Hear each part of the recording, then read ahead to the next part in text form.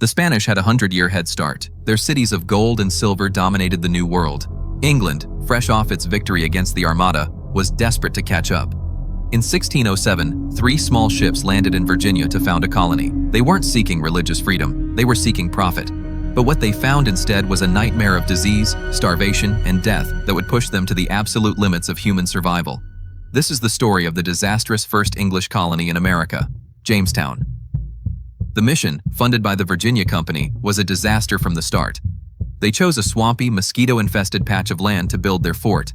The colonists were mostly gentlemen, unused to labor, who spent their days searching for gold that wasn't there instead of planting crops.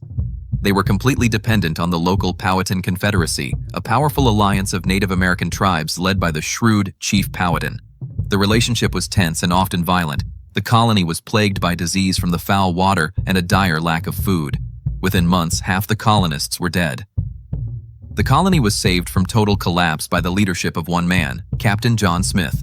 A tough, pragmatic soldier, Smith imposed military discipline, famously declaring, "He that will not work shall not eat." He forced the gentlemen to farm and bullied the Powhatan into trading for food. But after Smith was injured in a gunpowder accident and forced to return to England, the colony descended into chaos. The winter of 1609 became known as the Starving Time. With no leadership and a hostile Powhatan cutting off their food supply, the colonists ate their horses, their dogs, their rats, and eventually the corpses of their own dead. By the spring, only 60 of the 500 colonists remained alive.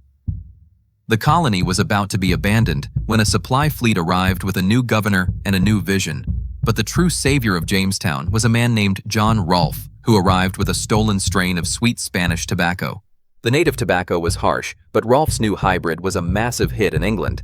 Suddenly, Jamestown had found its gold. Tobacco became the cash crop that would fuel the colony's growth.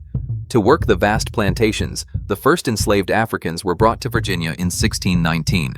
In that same year, the first representative government in North America, the House of Burgesses, was established. The desperate, starving camp was finally becoming a permanent, functioning society. Jamestown was not the noble story of pilgrims and freedom. It was a brutal, greedy, and desperate enterprise that barely survived.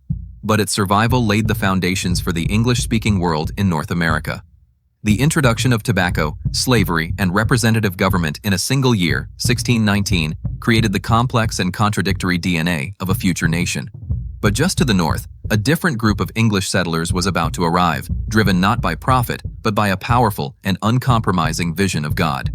Click the video on your screen to watch the full story of the Pilgrims and the Plymouth Colony in 3 minutes. And be sure to subscribe to Epic Past so you don't miss a single story that shaped our world.